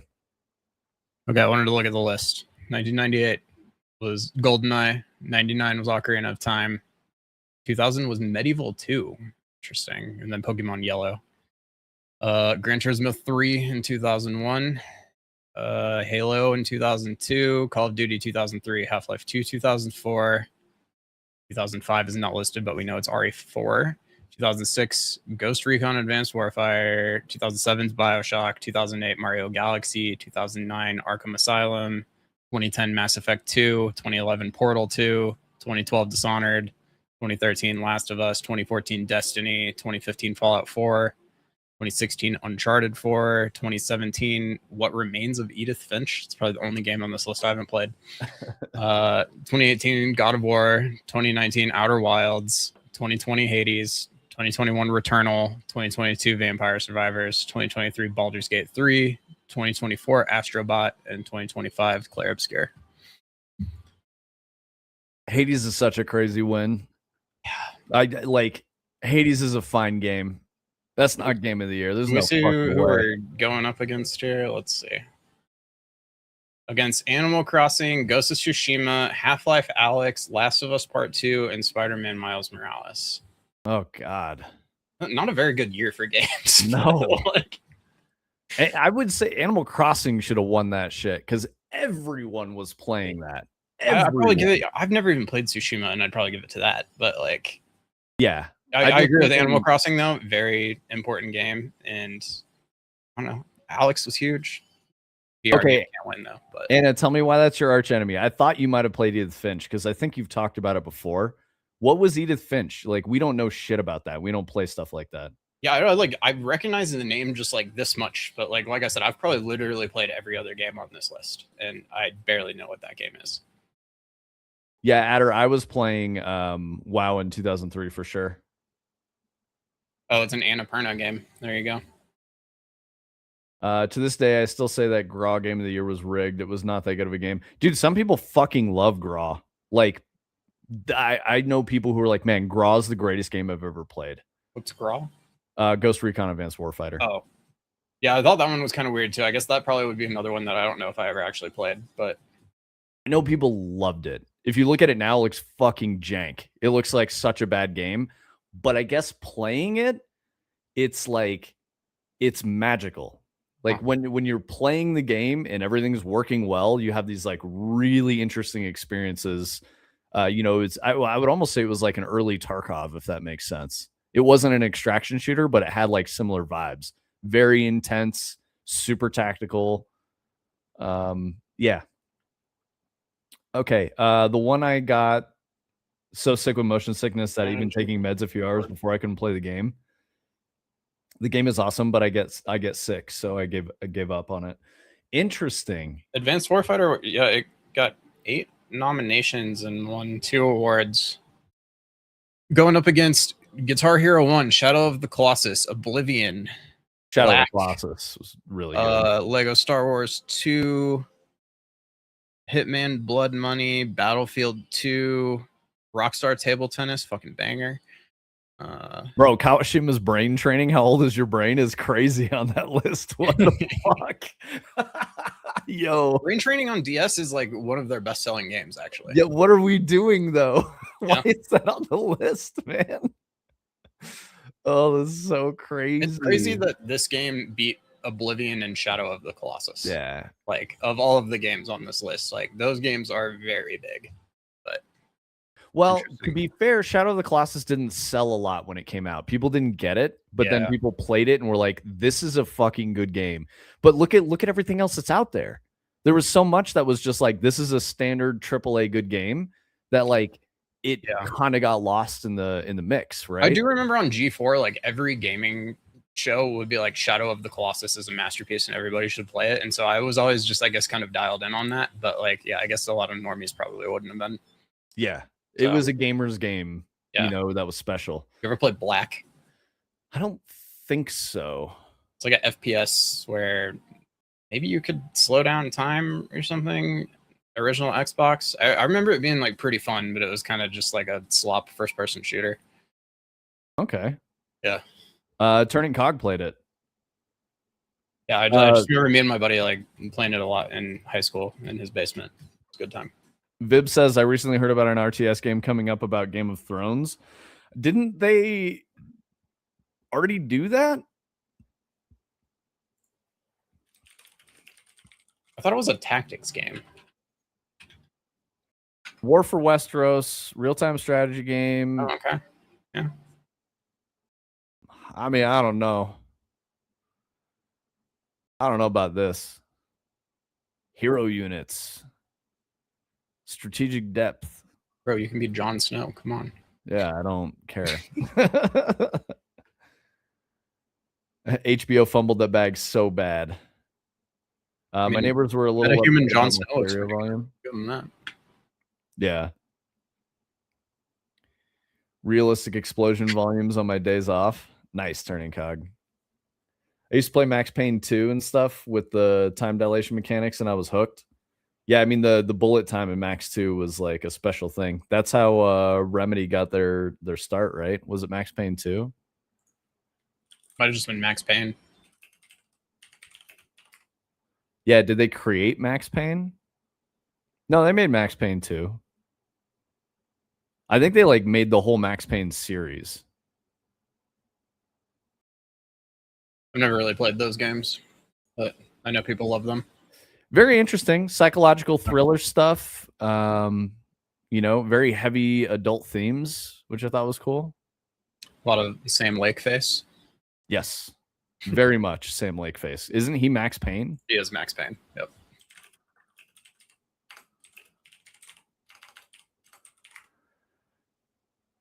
Yeah, I didn't care for Max Payne all that much, but I remember people fucking loving that game. I mean, again, we're talking about that was a time when there were so many good games that like you had to pick. You had to pick which good game you chose to play. And not even like there was like games that were getting published on console with a printed disc that were like the equivalent of like the indie slop that's on Steam now, and you would go and maybe waste your money on them sometimes, and you wouldn't know until you got home and played it. Yep. And they wouldn't take it back. No. Or they'd take it back at like a third of the price. Yep. And it was only trade-in value. Like, I love the Steam refund system. You hear me talk about it all the time because I just remember being a child and spending $60 on a game that I hated and just being like, I'm stuck with this now and I can't buy another game for like 6 months. So let's see. Okay. So we talked about the layoffs here, and then I guess I want to give you guys like a contrasting viewpoint to like Western dev. So this is an AP News story. 26 Meta employees sue, alleging AI-driven layoff picks. What the fuck is this? Alleging AI-driven layoff picks hit workers on medical and parental leave. Okay, so they were saying that Meta did some layoffs, and when they did the layoffs, they used AI to calculate like a mix of employee performance and like valuation and whether or not they should stay at the company. And some of the people who were let go were on like maternal leave or medical leave, shit like that, that were protected. So they're suing Meta for letting them go, and not using like it's an interesting, complicated class action suit. Let's see. Each of the 26 anonymous employees in the lawsuit took protected leave or requested or received reasonable accommodation for disability. Though they've been notified of their layoffs, all 26 remain employed by Meta, with separation set to begin July 22nd. Many of the workers were on parental leave. There's no number cited here. So I think that piece of information we need to take with a grain of salt. I kind of read this as they did a computer AI-based analysis of all of their employees to determine who they should lay off based on whatever criteria they used, and they didn't factor in anything else. And I think someone's trying to argue that they like targeted these people specifically for this reason, but I would imagine that it's more that like they maybe can't or shouldn't have laid these people off for like legal reasons, and they didn't consider that in like their decision-making algorithm that they used or something. But like the outcome's the same. It's just, I don't know. I feel like the argument that like they were targeted for this reason might end up kind of falling apart at the end of the day, and it might just be like, nope, you were targeted for like other reasons, and we didn't realize you were on leave. Sorry, and it might still change the conversation. But yeah. They alleged that the AI tool was using like data gathering, like big data gathering, to assess their productivity levels, meaning like keystroke inputs and time spent at desk and shit like that. And if you're on leave, you're not going to be doing that because you're on leave. Yep. So that's what they're alleging. They're saying like the same but different. It's like it just didn't factor that they were on leave into its decision-making process at all, and this was the outcome. And so the article says about half of the plaintiffs had taken leave for caregiving or pregnancy-related reasons. 8 are women who had taken maternity or pregnancy-related leave. 4 are men who'd taken parental leave, and 1 is a woman who'd taken leave to care for a family member and later bereavement leave. So it seems like that's like 12, 13 people, which is, half of the 26 number. And then some of the others who were not under that said that they have disabilities that slowed their productivity rates. And that was the reason they were let go, when not accounting for the disability to be like productive. I mean, like the weird part about this is like, if they got to cut operations costs and they have to get rid of some jobs and you're not productive, why would they keep you? Like, I understand the one when you're entitled to medical leave for like pregnancy or something like that. But if you're disabled, but you're half as productive as like another employee who does your same job, like, I don't understand why that would necessarily entitle you to keep the job. Like, but I don't want this to come across like we're just saying like, we don't care for the fact that these people lost their jobs or something, but it's just like, this is another one of those things, kind of like the 100% of studios use AI things, that I think it's just like worth like taking a closer look at like what it actually says and what the numbers are, because I just Googled, they let off 8,000 people, and this is about 26 people. And so we're talking about, a fraction of a fraction of people that actually got laid off here, 0.00325. Erroneously, right? Like, so like 0.03% of people. And I don't know, it doesn't paint a picture to me that they're like specifically targeting people with disabilities or something like that, because they laid off like 7,074 other people, 7,974 other people that aren't claiming that. But regardless, it looks like the process that they used did not totally go well. I think that's kind of the headline story here. So mocap and LFQ. I was sort of making a generalized statement about the analytics that determine productivity. I was assuming it's a combination of like, if you're writing code, it's your submissions to the code base, like completing tasks on time, hours clocked in, like the usage hours on your remote machine or your work machine. It's all relative to the other employees. and they use an AI tool to compare all of these things and then cut the lower performers. Amazon talked about how they had an AI token leaderboard for a couple of months, and they were encouraging their employees to like use the most AI tokens. And then they like took a look at it and they're like, wait, that's actually stupid. And they're just like literally doing as much as they can with AI just to burn tokens to be on the leaderboard. And I don't know, it's just kind of the same thing. It's like looking at the wrong metric and making decisions on it is going to lead you to make bad business decisions one way or another. Yes, exactly. And we see that in the games industry as like, this group focus tests well. We need to make a video game that does these things because these people will buy it. And that's not true. It's just never been true. You have to make a good game first. Key press data is such a dystopian metric to look at. Key presses will never be a metric that's worth anything in determining if a person is worth keeping. Exactly. The fact that like a mouse jiggler is like a common product in the year 2026 is like the craziest thing to me. Yes, it is. Just, I don't know. It's really weird shit. And I think, you know, we're not, Tony's making a good point. Like, we are not advocating for people to lose their jobs. No, absolutely not. It's shitty and it sucks to lose your job. But at the same time, like, that's I'm pointing out that the story is designed to make everybody outraged about something that is probably like a lot more banal than it's being presented by the journalists. That's all I'm saying is like, you know, I feel for these people, but the story that like Meta targeted all the disabled people in the layoffs is like, I don't think that's true probably. So Mocap says, I don't trust AI to give me a recipe for pizza without using Elmer's glue. Do they use Elmer's glue in pizza?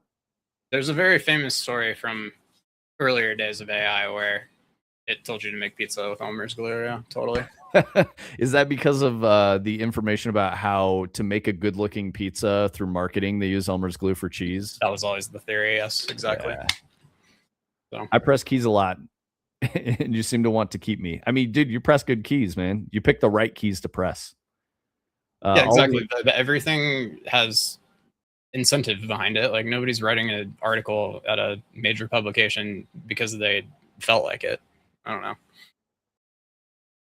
All of the internet is infested with clickbait and rage bait now anyway. It's not just the internet, Vib. It's social media. I didn't mean social media. It's like mainstream news sources too, because they're businesses and they're competing with social media for like outrage engagement.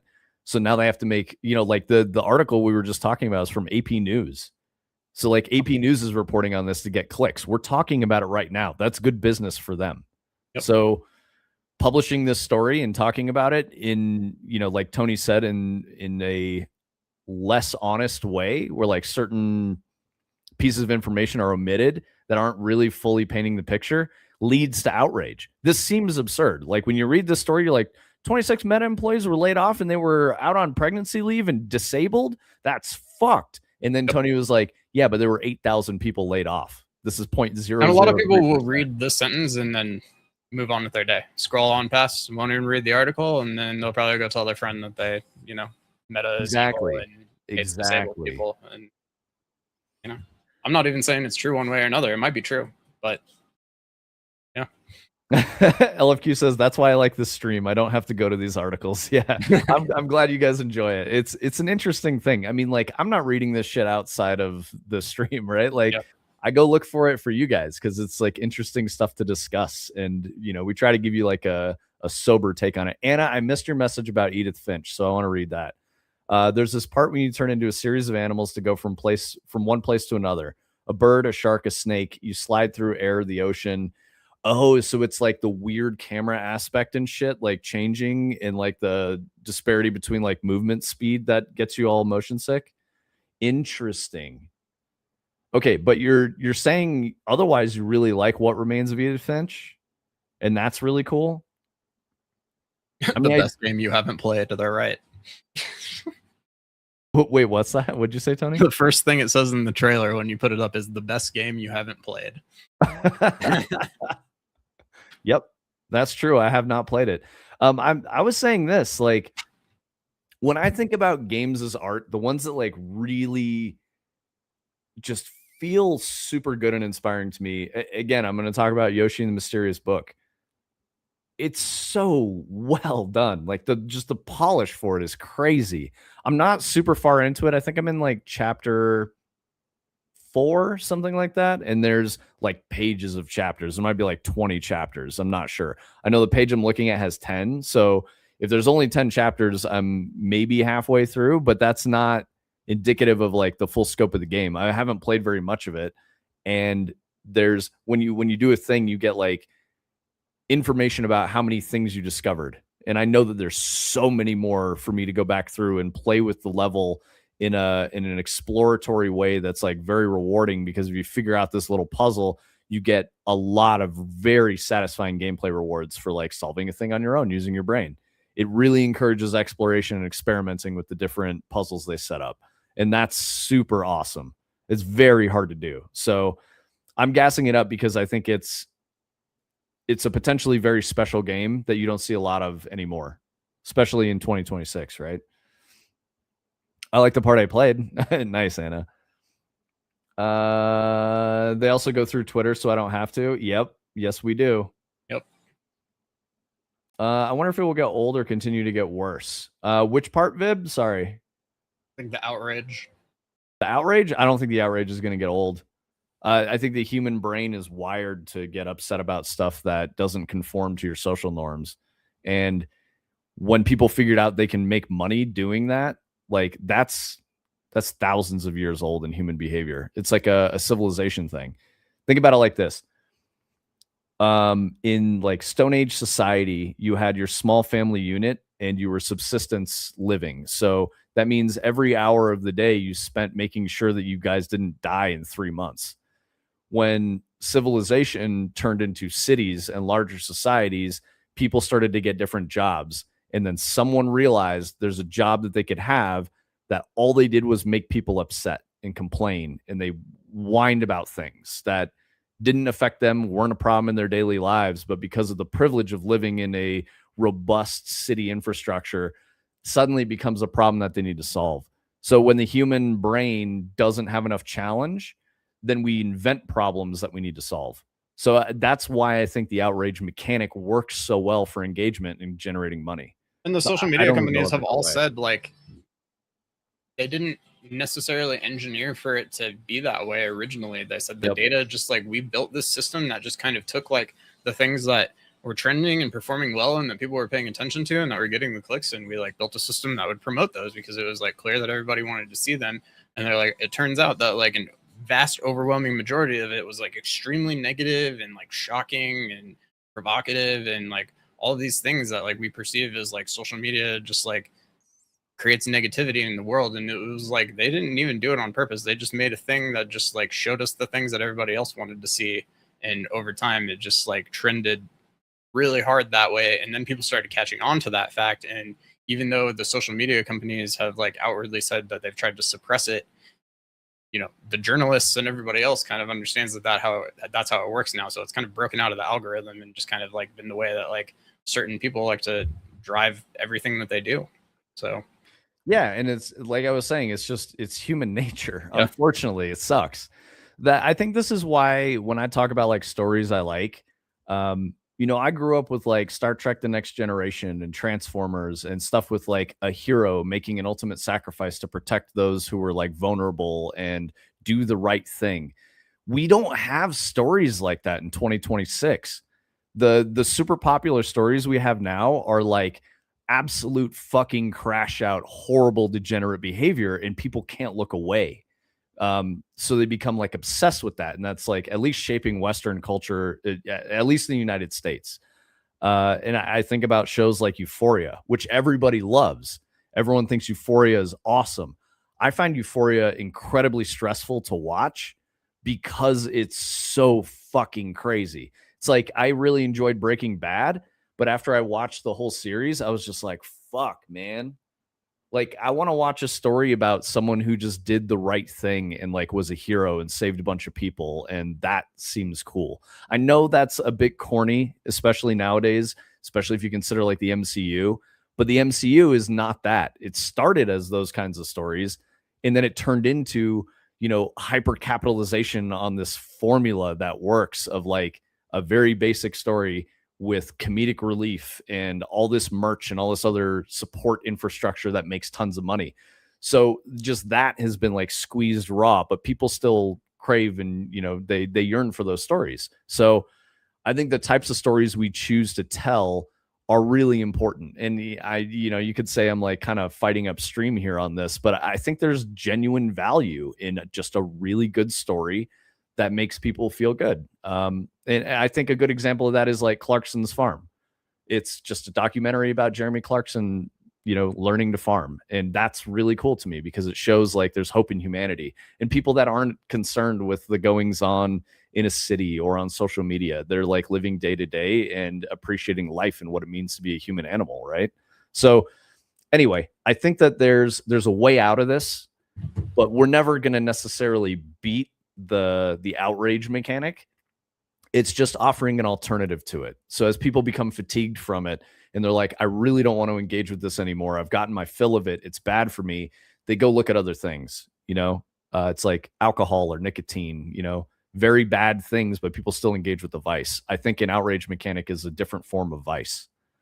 If you do use social media, almost all of them now have some mechanism that's like, I'm not interested in this. And like, I have my Twitter and my Reddit and stuff like pretty dialed where like I just see a bunch of like game dev and like AI nerd shit. Like I don't see any people getting murdered or like on mine. You know, like I never see the news. I don't see any like I don't know. Vince tells me what's going on, or like my wife half the time, because like I literally just don't engage with the news at all, and it's been that way for a long time. But you know, it is possible. Like you don't have to like just quit. I don't know. I don't think Facebook you could probably make that clean, but like I've definitely gotten Twitter and Reddit there. So Adder says I'm here for cartelgram and game dev. I see. I mean, you can dial it into specifically that. Like, that's the magic of technology in 2026. You don't think it will make a comeback? Like, remember when the whole idea of GTA was nasty? That's a cultural problem, Vib. Hey, Queen Anne, how you doing? And when I say it's a cultural problem, I mean like, okay, so think about it like this. Before the information age, which is to say before the internet, all artistic media was very heavily controlled. And there were, with the internet, you can get whatever the fuck you want all the time. It turns out people like to lean into really bad behavior, and they just like to self-harm when engaging with these things because of discipline and cultural problems. When you consider a homogenous culture steeped in tradition, which the United States does not have, I have to clarify that. Even though we're 250 years old, the United States really has been struggling for its entire existence to really understand what that strong culture is. If you compare that to like China, Japan, Western European nations, these you know, civilizations that have been around for hundreds or thousands of years, there are traditions and dances and music and art that very much shape the way people think. And I think in the United States, we're kind of crazy for that, right? We just let people do whatever the fuck they want. And we're realizing now that there's a lot of downsides to just unlimited freedom. People choose very crazy things. I'm not saying we need to regulate that. I'm saying we need to have a stronger culture around, you know, discipline and hard work and like what it means to care about the other people that live in your society. I mean, like LFQ's culture is hundreds of years old, if not thousands, and there's a very homogenized culture where he lives, and it's a specific thing. You know, like I'm sure you know what to expect of your neighbors and strangers, your countrymen. So it's very difficult in the US. You have no idea who the fuck you're going to interact with. And we've talked about how every state has a different culture too. Like every state and every municipality in the United States has like its own little pocket of microculture that is what makes up the United States. So I don't know. I don't know what the solution is. I don't know how to create a culture that's good for us. I don't know. I don't think the government should be a part of it. So anyway, not getting into politics.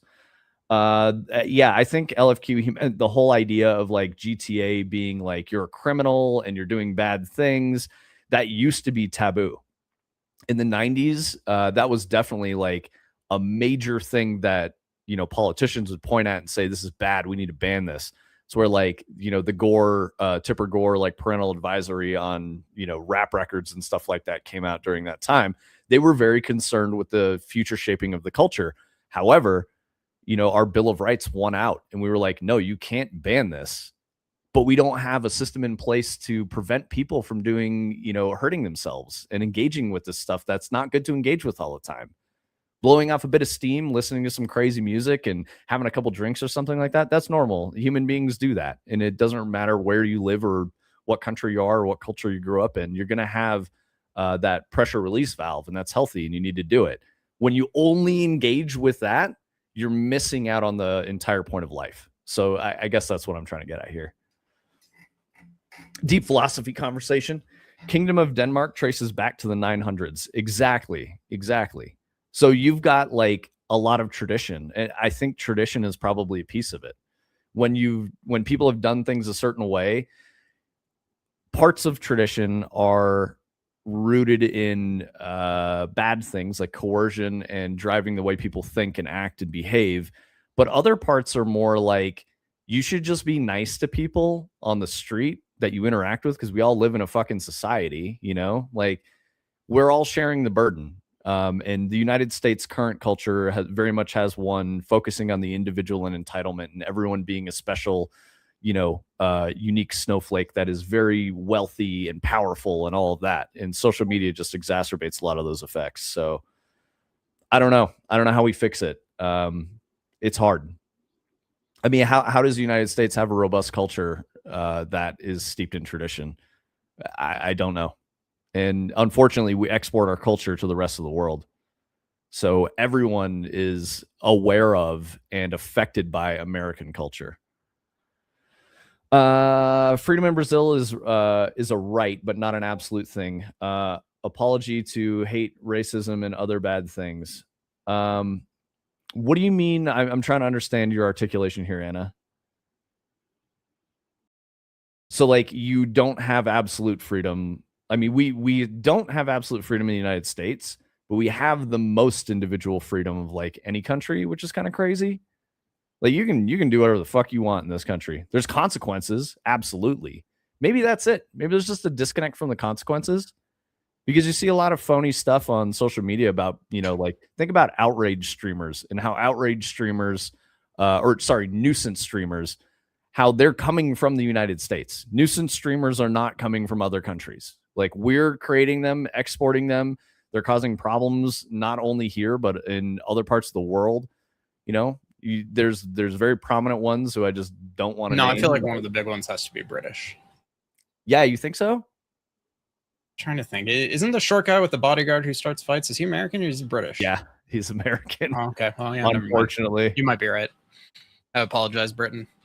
Oh yeah. And we're not getting too deep. We do have to wrap up. No, we got dread stuff to work on. So yeah, that's what our plan is for today.